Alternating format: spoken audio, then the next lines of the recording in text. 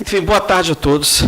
É uma alegria estar aqui nessa palestra, né, com que nós vamos inaugurar, brindar, emoldurar brilhantemente o lançamento do livro do meu grupo de pesquisa, o Behemoth, que foi organizado por mim, pelo professor Paulo Henrique Cassimiro e pelo professor Eliseu Santiago, né, com a palestra do professor Daniel Vargas sobre Mangabeira Húngara. Assim, por que o Mangabeira Húngara?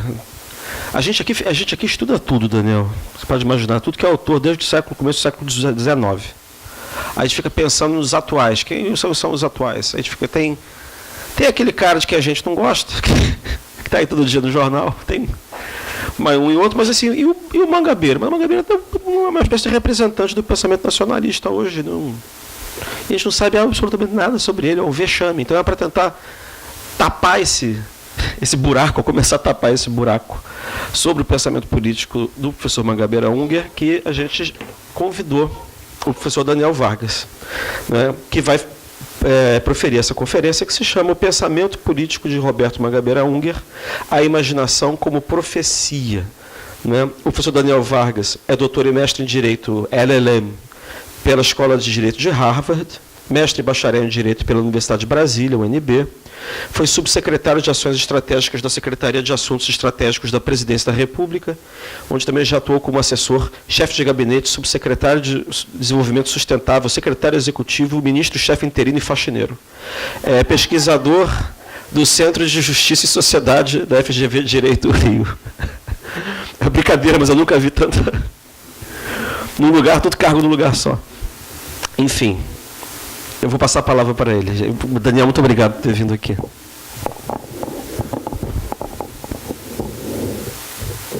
Muito boa tarde. Eu agradeço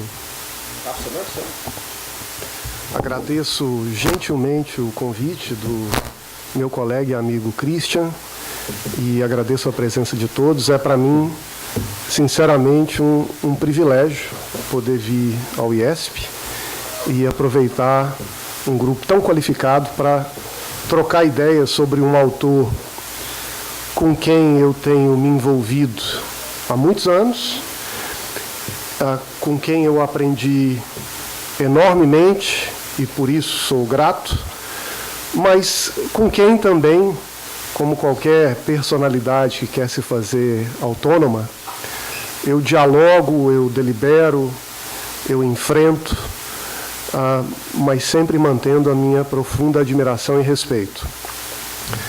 Eu não tive ainda, eu creio, uma oportunidade de falar sobre o pensamento de Roberto Mangabeira Húngara. Eu já fui convidado para falar sobre diversos temas com os quais eu atuei, ou reflexões ou pensamentos que eu desenvolvo, mas eu vim pensando ultimamente como eu poderia aproveitar um espaço para falar de um outro autor, que tem inúmeras peculiaridades, a começar pela sua história de vida. É um brasileiro que tem nas suas raízes familiares um contato muito próximo com a política. É neto de Otávio Mangabeira, que foi governador, ministro das Relações Exteriores, senador, e ainda é uma figura de referência, caso tenha algum baiano, certamente conhecerá os vários pontos de Salvador ou da Bahia que ainda fazem referência e homenagem a seu nome. E em um dos muitos exílios do seu avô, Mangabeiras, aliás, a sua mãe, Edila Mangabeira, foi para os Estados Unidos, lá conheceu Arthur, um jovem advogado alemão naturalizado americano, se casaram. Mangabeira nasceu no Brasil, mas passou a maioria da sua infância, até os 11 anos de idade, nos Estados Unidos, voltou para o Brasil, fez o 2º grau no Santo Inácio, aqui no Rio de Janeiro, se formou em Direito na Universidade Federal do Rio de Janeiro, e voltou para os Estados Unidos, onde foi colega do meu pai, olha só, para cursar o mestrado em Direito. Como ele passou a infância nos Estados Unidos, ele acabou assimilando o sotaque nos Estados Unidos. Mas sempre ao perguntado, quando é perguntado sobre isso, ele tem uma resposta muito imediata, que me parece verdadeira. Eu falo com sotaque, mas ao contrário de muitos que governaram esse país, eu não penso com sotaque. E então Mangabeira fez o curso de pós-graduação nos Estados Unidos e lá foi imediatamente contratado e ficou como professor. Foi mais ou menos no mesmo momento em que o regime militar brasileiro se fechou e, portanto, as circunstâncias no Brasil não estavam nada fáceis, e lá permaneceu. Ao longo de toda a sua trajetória, manteve um envolvimento e uma atuação política no Brasil extremamente direta. Está sempre no país, participando dos debates, contribuindo na mídia, se envolvendo com os partidos. E, no meio dessa mistura de um Mangabeira que pensa e que se orienta por valores e por uma reflexão nacional, mas é que, ao mesmo tempo, tem uma aproximação e mora e vive nos Estados Unidos, isso cria também uma dinâmica própria de compreensão do seu pensamento, da sua forma de ação, e eu vou tentar explorar alguns temas que me parecem centrais no seu pensamento, que talvez ajudem a esclarecer ou a problematizar um pouco mais esses lados de Mangabeira. Um brasileiro, com espírito brasileiro, mas com a vocação intelectual global. E, para estruturar uma fala breve, eu vou tentar organizar a minha conversa em 4 partes. Eu vou rapidamente falar sobre o que me parece ser um problema central do Brasil e de boa parte do mundo, na visão do Mangabeira. Em seguida, eu vou abordar 2 estratégias ou 2 guerras que, na visão dele, precisariam ser travadas para enfrentar e resolver esse problema. E, por fim, vou fazer alguns comentários políticos que dizem respeito ao engajamento do Mangabeira na política e no governo brasileiro e um pouco da minha participação com ele nessas aventuras e desventuras. Então, eu começo pelo diagnóstico do que me pareceria, na visão do Mangabeira, a doença crônica que vive o Brasil e a relação dessa doença com o pensamento mundial.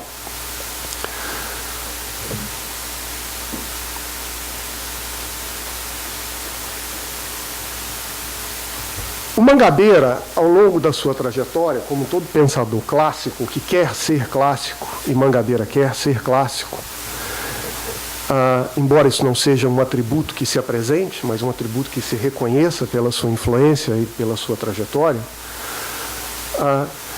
é um autor que busca organizar as suas ideias em torno de uma linguagem própria.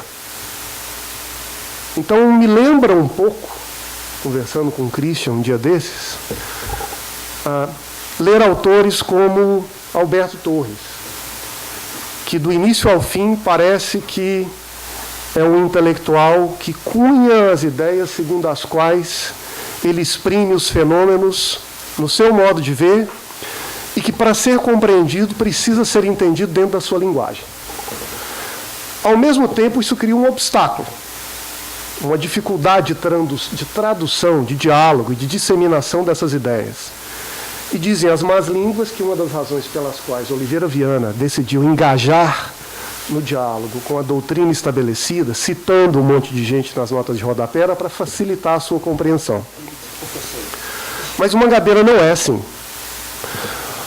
O Mangabeira raramente cita intelectuais e gasta a maior parte do seu tempo tentando construir, quase que artesanalmente, o vocabulário, a gramática adequada para expressar a sua visão. Mas o problema central que parece acometer a cultura brasileira e que tem uma repercussão global é o que o Mangabeira chamou, no seu último livro, lançado recentemente, de colonialismo mental. A ideia, que segundo ele afeta grande parte da alta cultura brasileira, das disciplinas e dos seus métodos dominantes no Brasil, das profissões relevantes no exercício das atividades profissionais no país, mas também a intelectualidade e a política dominante, é um problema que precisa ser caracterizado em dois níveis. Em um nível superficial, o problema é autoentendível. Trata-se dessa predisposição de boa parte da inteligência brasileira de importar ou copiar os métodos e instituições que se tornaram hegemônicos e dominantes nos países do Atlântico Norte, em especial nos principais centros de referência desses países, como as grandes universidades dos Estados Unidos ou da Europa. E Mangabeira, com frequência, cita alguns exemplos para ilustrar o que lhe parece ser a raiz desse problema, ou pelo menos um exemplo paradigmático de como ele ocorre.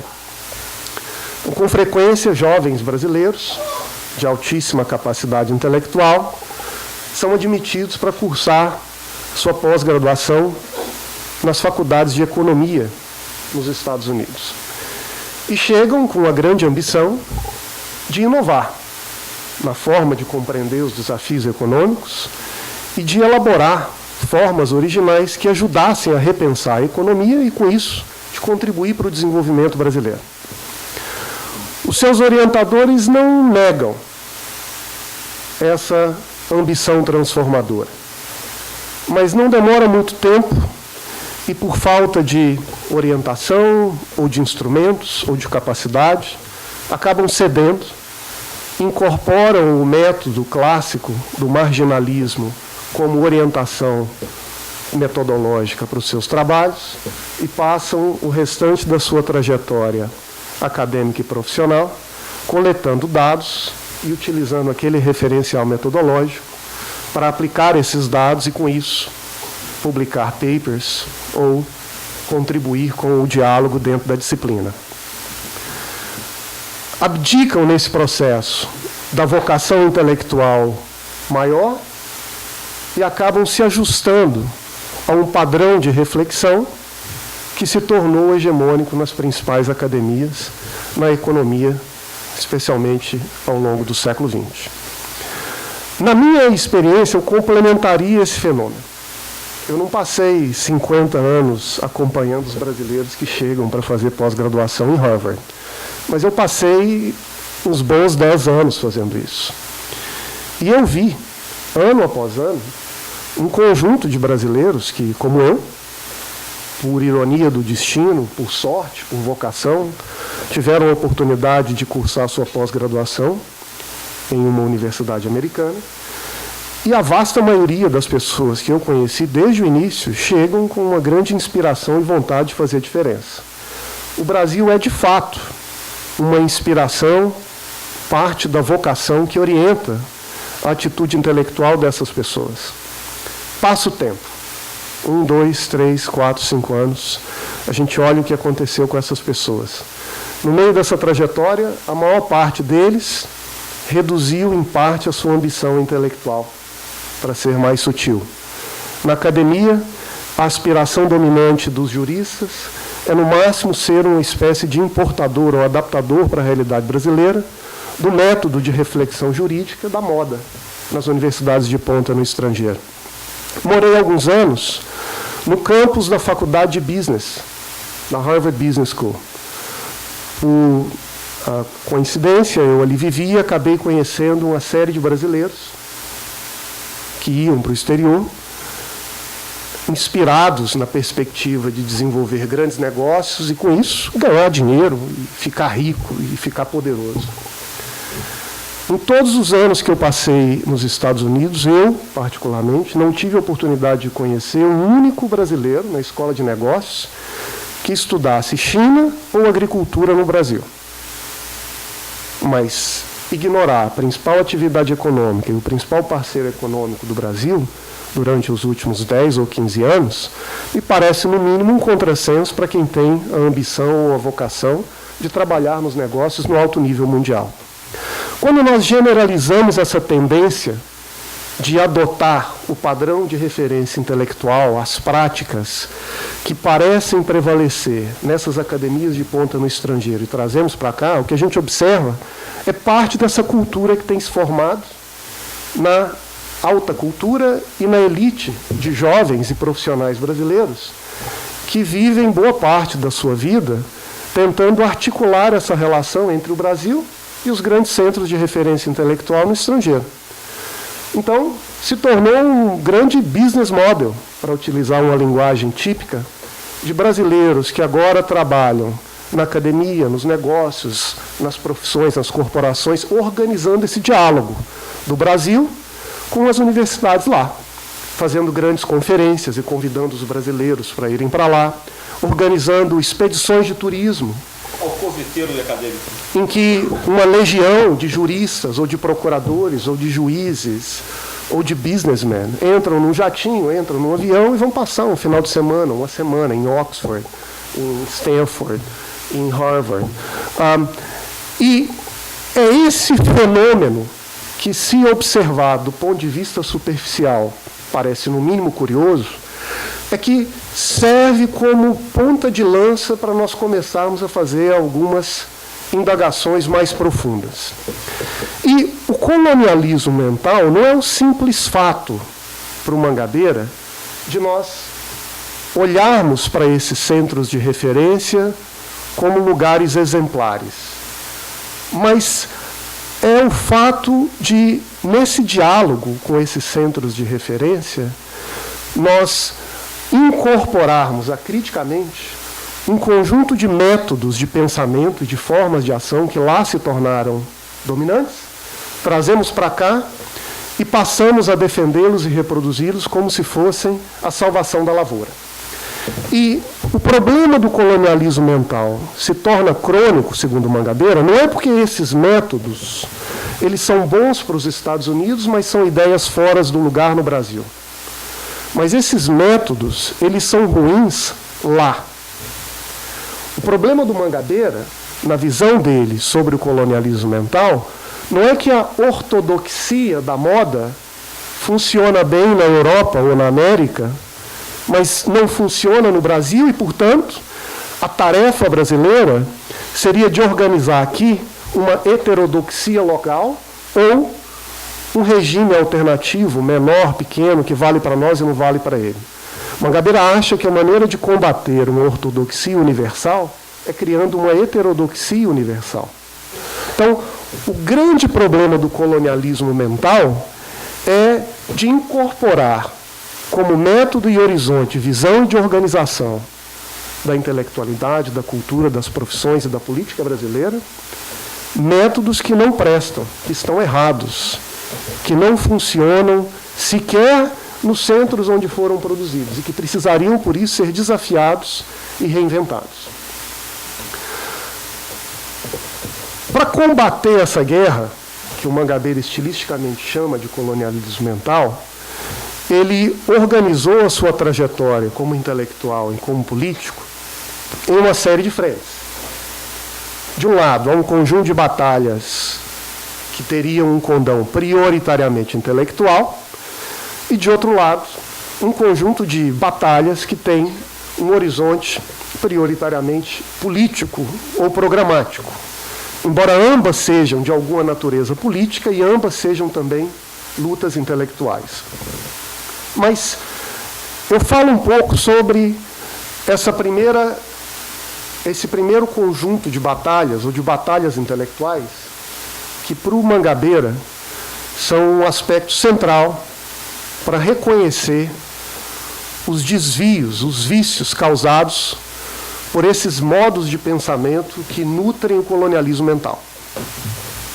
E nessa segunda parte da minha breve exposição, eu sigo um pouco a sequência do que me parece ser a sequência do avanço do pensamento do Mangabeira na sua trajetória.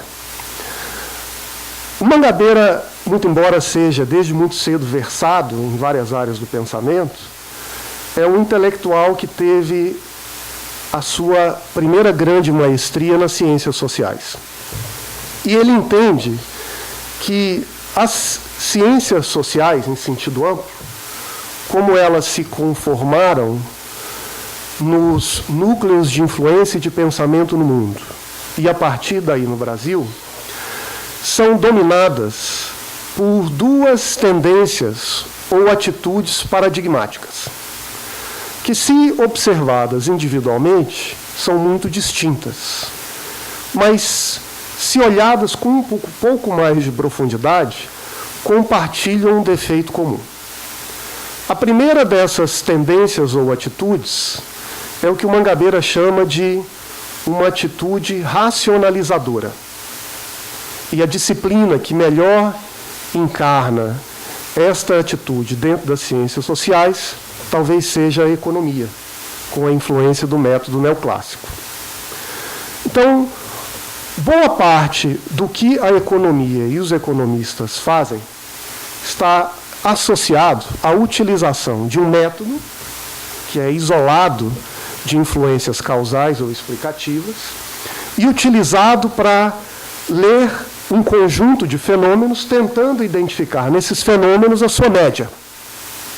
Então, a partir de um conjunto de dados ou de elementos disponíveis em um determinado espaço, nós conseguimos avaliar qual é a tendência ou qual é a média de acontecimentos ou fenômenos, e quando esse método ele é aplicado às políticas públicas, ele tende a se converter em uma atitude normativa, de orientar a média como horizonte de referência para o que deve ser feito. Se nós aplicamos ou expandimos esse método da economia tradicional para a análise das instituições, a nossa tendência é de buscar os padrões repetitivos de experimentos institucionais como horizonte de referência para a organização das sociedades. Na história, e na história da política, a tendência é de valorizar a tese da convergência institucional, como se todos os países, com as suas diferentes experiências, estivessem, ao longo do tempo, predestinados a assimilar um conjunto muito limitado de maneiras de organização da democracia, da economia e da sociedade. Na filosofia, Mangabeira dirá que uma maneira de caracterizar essa atitude seria uma espécie de hegelianismo de direita, em que o real é tomado não apenas como dado, mas como o racional, como horizonte de referência do que deve ser feito perante aqueles que lidam com experiências em outras localidades. Essa atitude de um pensador e de uma disciplina vocacionada para racionalizar o existente é complementada por uma segunda atitude que caracteriza as disciplinas normativas das ciências sociais em sentido amplo, como a filosofia política e o direito.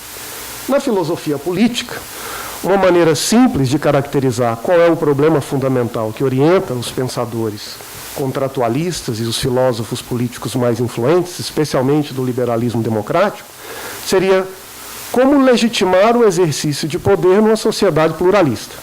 Então, a sociedade ela é formada por um conjunto de ideologias, de interesses e de valores. Esse conjunto está em conflito. Nós temos um conjunto de instituições básicas que organizam a democracia e a economia de mercado e precisamos pensar em uma maneira de testar as condições segundo as quais esse regime democrático será capaz de distribuir e de organizar o seu funcionamento de uma forma considerada justa ou pelo menos legítima ao longo do tempo. Se nós nos dedicarmos a olhar o que pensam autores como Rawls e Habermas, por exemplo, há uma grande preocupação em debater qual é o mínimo dos bens primários que devem ser encarnados num conjunto de direitos fundamentais, petrificados dentro do núcleo essencial desses direitos e, a partir daí, garantidos e protegidos pelo judiciário, por exemplo. Ou devemos debater quais são as condições segundo as quais deveremos manter abertas e incluir cada vez mais grupos diferentes dentro de um diálogo em um espaço deliberativo capaz de produzir soluções legítimas.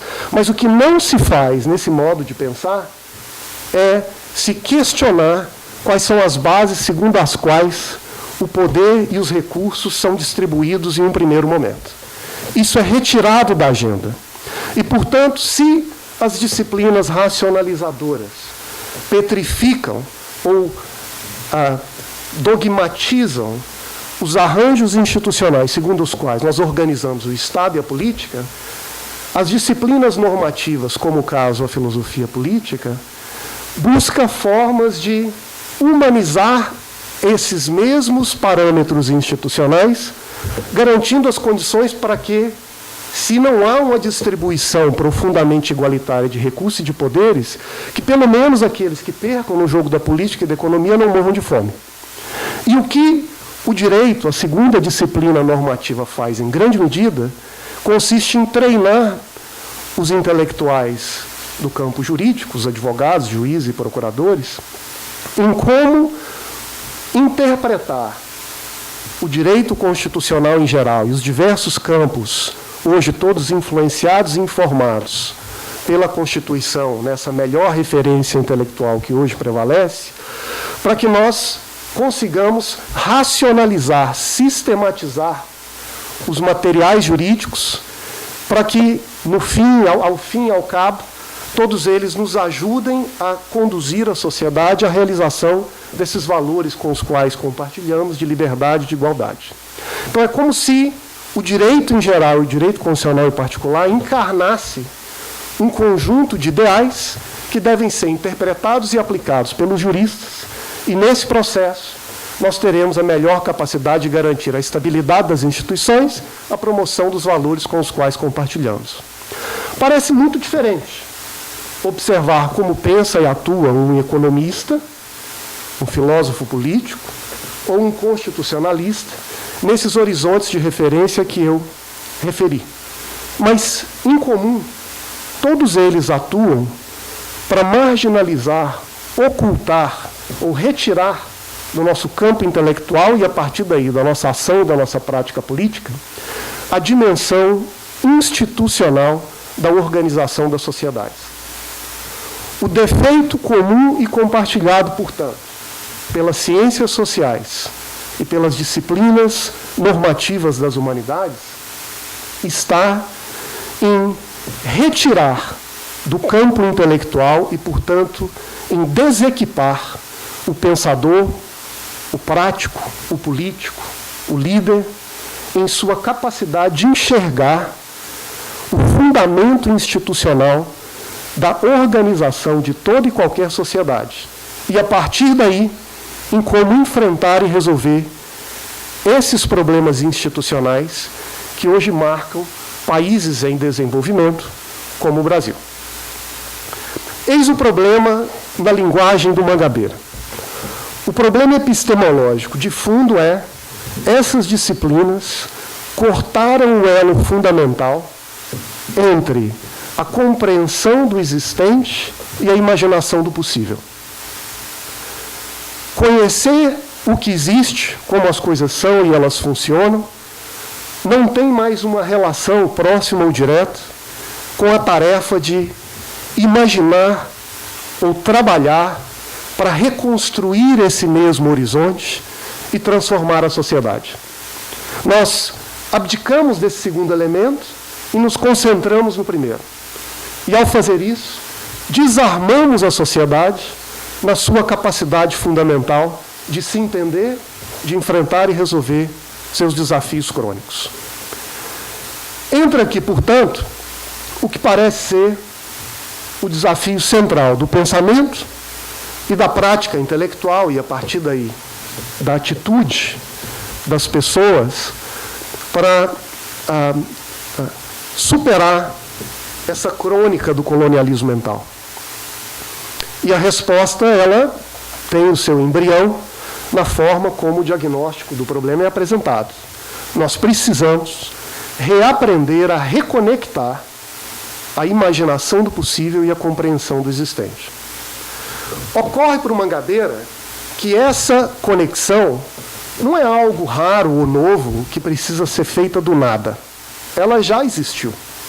Na verdade, o que diz o Mangabeira é que a principal e a grande contribuição da teoria social clássica para o pensamento foi justamente em revelar como a sociedade, ela não é como a natureza, formada de coisas físicas, que podem ser tocadas e vistas em separado e estudadas por meio da lógica e dos fenômenos da matemática e da física.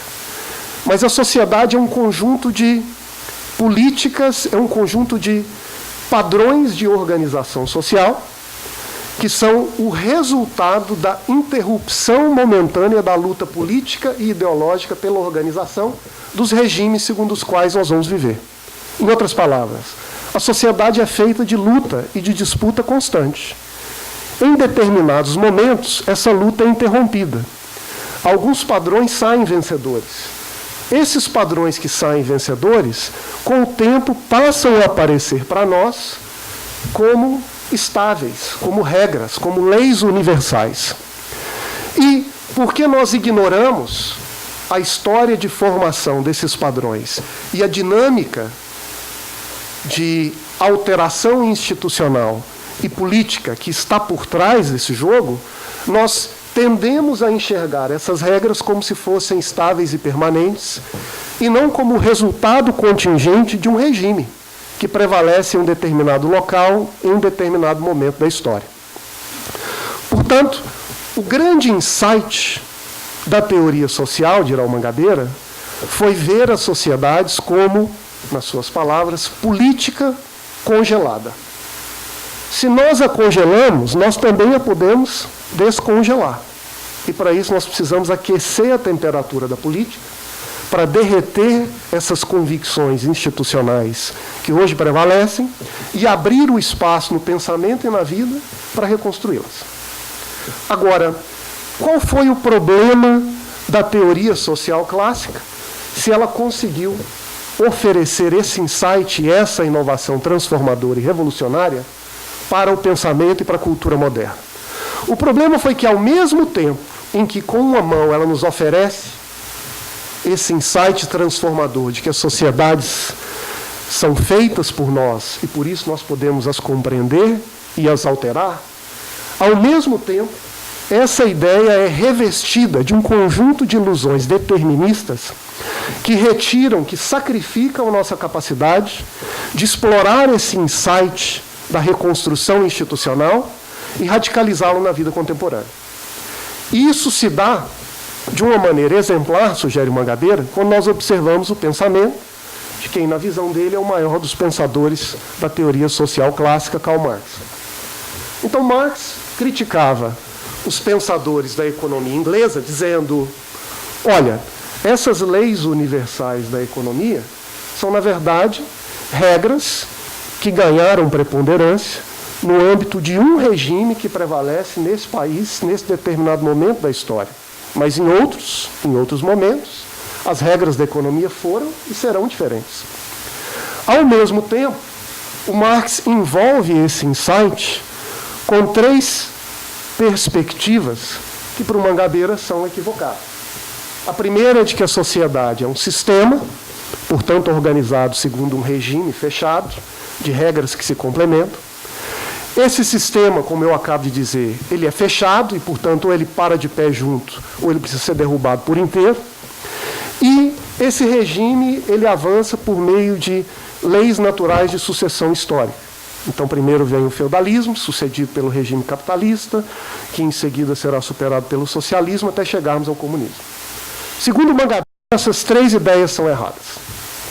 A sociedade não é um sistema organizado por peças que se complementam e se reforçam de forma cabal, mas, ao contrário, ela é formada por um conjunto de feixes institucionais que podem ser manuseados e refeitos passo a passo. Por isso mesmo, esse sistema não é fechado. E não é necessário escolher entre fazer uma revolução que destrua a sociedade como um todo, como uma preliminar para a sua reconstrução. Mas, ao contrário, a gente pode ter a capacidade de refazer a sociedade por meio de reformas institucionais parciais, porém que no seu conjunto terão uma consequência revolucionária.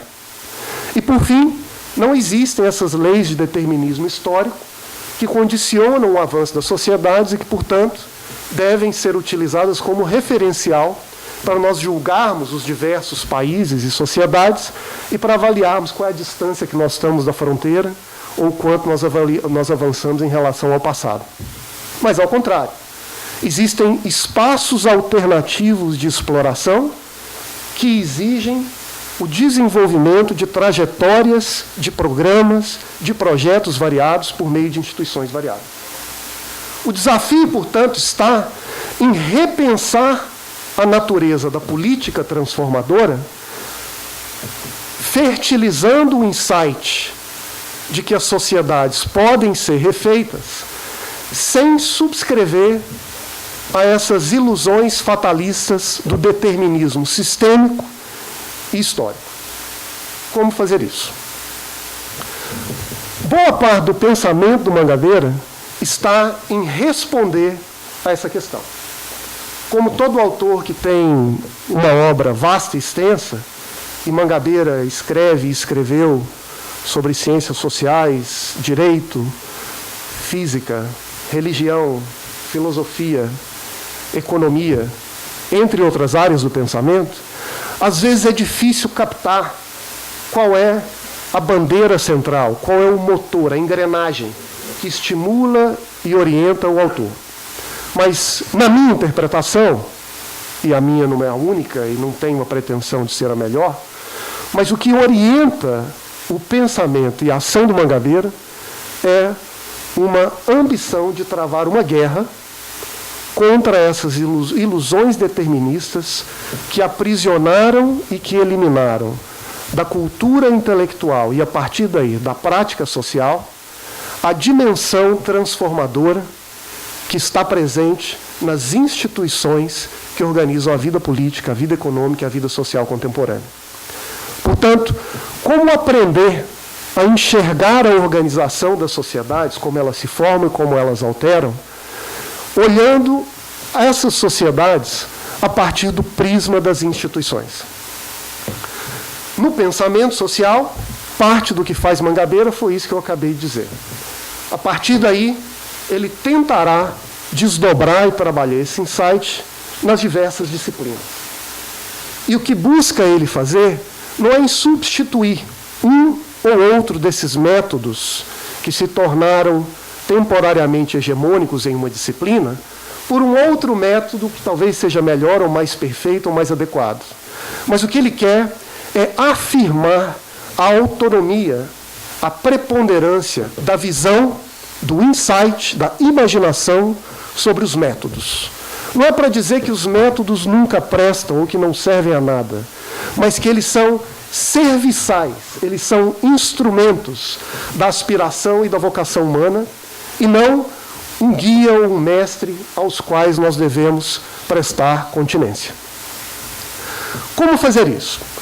O Mangabeira trabalha uma parte da resposta a essa questão no campo do direito. E aí, boa parte do pensamento e da sua ação está em recompreender o pensamento jurídico, questionando a doutrina e a prática jurídica que se tornaram hegemônicos no século XIX, que se espalharam para o século XX, que ele e outras pessoas do campo costumam chamar de formalismo.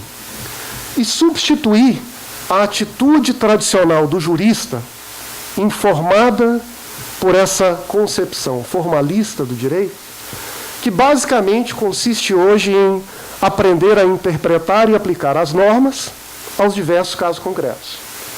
E substituir, ou ao lado dessa vocação, estimular ou fertilizar uma outra, em que o papel do direito não é em buscar a interpretação que melhor revele, dentro dos materiais jurídicos disponíveis, aquele conjunto de princípios que encarnam o sentido da Constituição à vontade do povo, mas em identificar, a partir das práticas jurídicas inevitavelmente contrastantes, porque direito é contradição do início ao fim, Quais são essas variações embrionárias, excepcionais, e como elas podem servir de ponta de lança para a reimaginação e reconstrução das diversas áreas da economia, da sociedade e da democracia. Então, Mangabeira sempre terá uma atitude de olhar para os grandes conceitos e de interpretar esses grandes conceitos como, na verdade, o resultado de um conjunto de instituições que lhe dão forma. Então, em vez de falar em capitalismo ou em economia de mercado, Mangabeira tenderá a falar em um conjunto de regras de propriedade, contratos, trabalho e responsabilidade civil que prevalecem em um determinado espaço e que criam uma forma de organização da economia. Em vez de falar em democracia, Mangabeira tenderá a falar em um conjunto de regras que disciplinam as eleições, o federalismo, a organização administrativa do Estado, que são formadas a partir de determinado contexto e que podem dar ensejo a formas variadas de organização da política, do Estado e da sociedade. E, portanto, aprender a enxergar esse pool de variações institucionais, que são representadas em grande medida pelo direito, para, a partir delas, entender os limites e como nós podemos reorganizar esses grandes conceitos, ou a democracia representativa, a economia de mercado e a sociedade civil, é parte do desafio que, para o Mangabeira, deveria orientar boa parte do trabalho dos juristas em nosso tempo. Portanto, ao lado dessa vocação do jurista profissional como intérprete e aplicador da lei, deveria existir para o Mangabeira uma vocação transformadora do jurista que olha as instituições buscando as diferenças como matéria-prima para a construção e reconstrução do novo. Essa é uma parte da guerra ou da batalha intelectual que trava o Mangabeira para abrir o campo do pensamento e, a partir daí, para oxigenar a alta cultura e as disciplinas, para passarem a enxergar as instituições não como algo à parte, distante, não como uma exceção, mas como a verdadeira essência, como uma verdadeira matéria-prima, a partir da qual a sociedade se organiza e, portanto, que assim também podem ser alteradas. Alterando as instituições, podem ser alteradas. Mas a essa disputa intelectual, o Mangabeira concilia uma segunda disputa de natureza política e programática. E essa disputa, eu acho que ela também pode ser compreendida sob duas óticas. Existe, de um lado, a disputa da contingência, ou a disputa política do momento presente, que tem que ver com o vocabulário, com as ideias, com os partidos que prevalecem na democracia e na cultura política brasileira atual. E existe a disputa política um pouco mais profunda ou programática, que consiste em ampliar o rol de possibilidades institucionais segundo as quais a política se organiza. Para o Mangabeira, a política brasileira, nos últimos 20 ou 30 anos, ela teve como um dos seus atributos mais centrais a idolatria social. Então, no Brasil, todos, nas últimas décadas, se tornaram adeptos do social. Nós somos adeptos da justiça social, do liberalismo social, do social-liberalismo, da social-democracia. Somos todos pelo social. E agora vamos discutir de que maneira o social deve se realizar.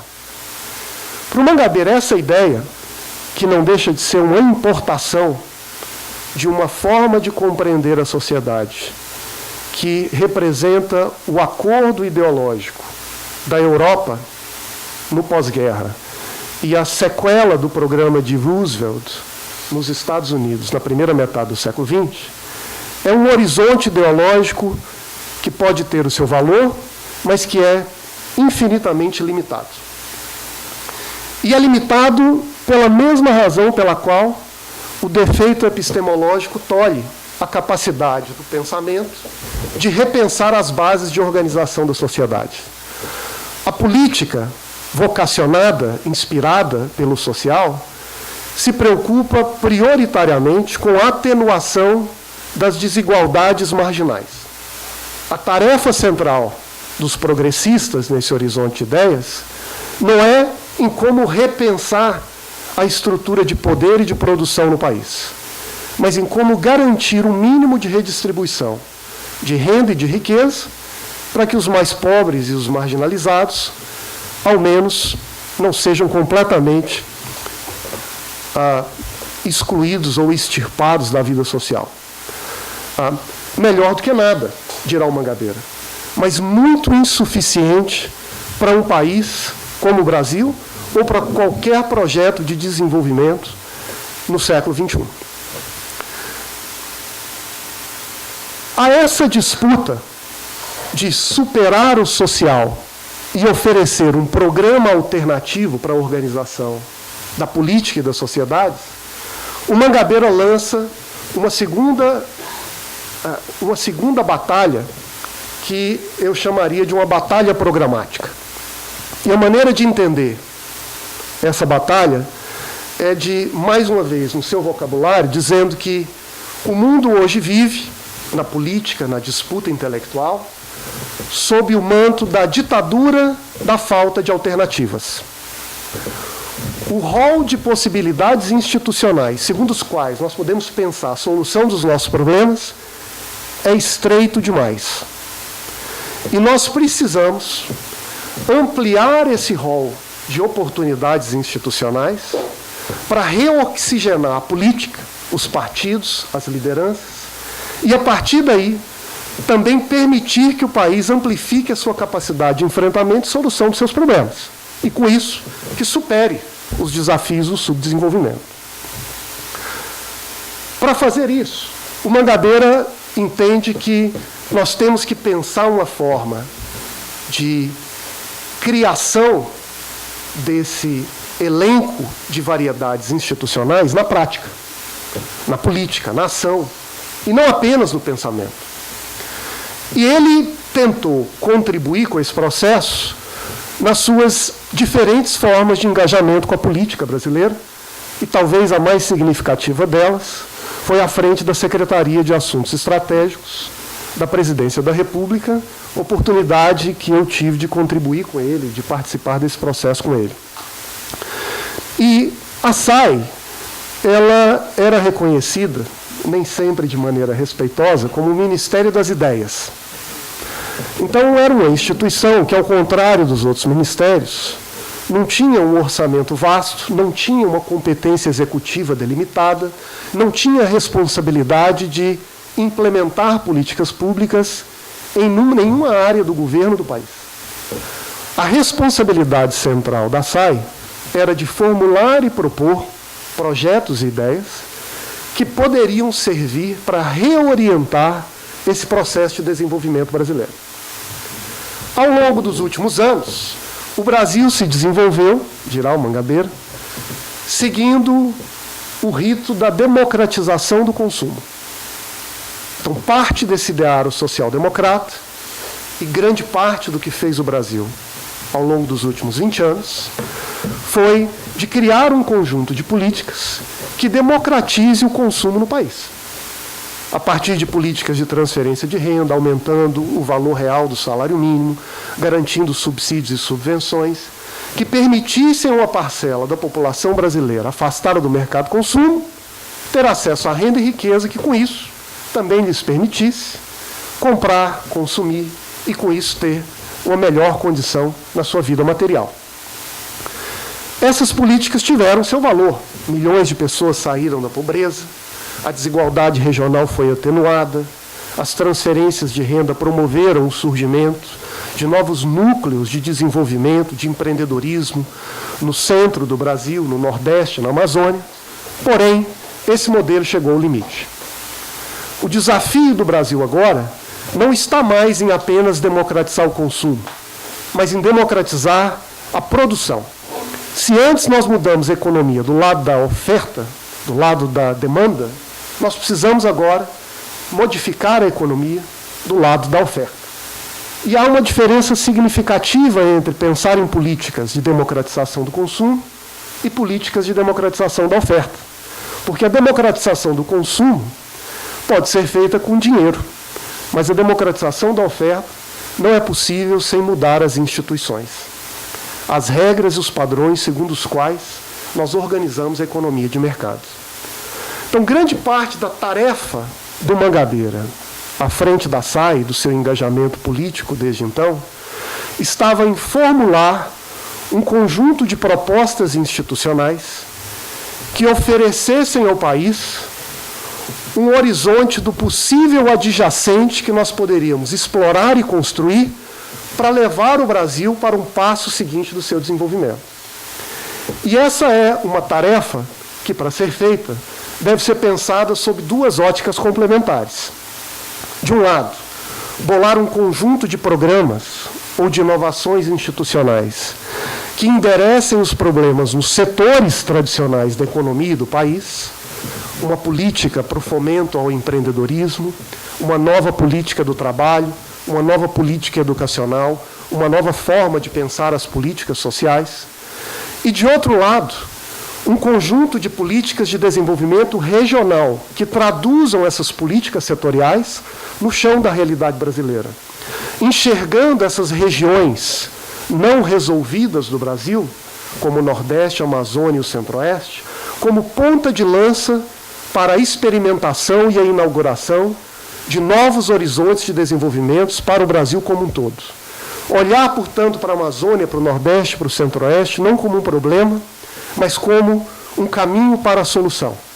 E com isso tratar o Brasil inteiro como uma espécie de laboratório, onde nós podemos experimentar modelos alternativos de organização da economia, da democracia, da educação, e que permita ao país, ao longo do tempo, substancializar, oxigenar o debate político e as ações que o Estado e o país possam adotar no futuro para resolver com a sua própria experiência, com as suas próprias ideias, com as suas próprias instituições, esses problemas crônicos do subdesenvolvimento, travados pelo drama do colonialismo mental e ratificados ou legitimados por um conjunto de formas de pensamento que importamos e que adotamos como verdade entre nós. Então, esse pacote completo, digamos assim, me parece que exprime, em linhas gerais, a trajetória e a maneira como o Mangabeira, na minha leitura, entende a sua carreira e a sua vida. Um intelectual profundamente comprometido com o Brasil, com os seus problemas, mas que entende que essa libertação do Brasil para o desenvolvimento das suas vocações, da sua identidade, exige que o país, ao mesmo tempo que atue politicamente para transformar as bases institucionais do seu desenvolvimento, também tenha a capacidade de divergir desses padrões metodológicos e intelectuais que convergiram numa ortodoxia que é hoje ministrada nos centros de referência do mundo, e de lá se espalham para países como o nosso, adotados como referência de sucesso e como exemplos a ser seguido por todos. Em linhas muito gerais, eu creio que essa é a minha apresentação preliminar do pensamento do professor e do meu amigo Mangabeira. Eu estou à disposição para a gente conversar, tirar dúvidas, ou para tentar responder naquilo que estiver ao meu alcance sobre o pensamento dele e os eventuais limites ou desafios. Muito obrigado.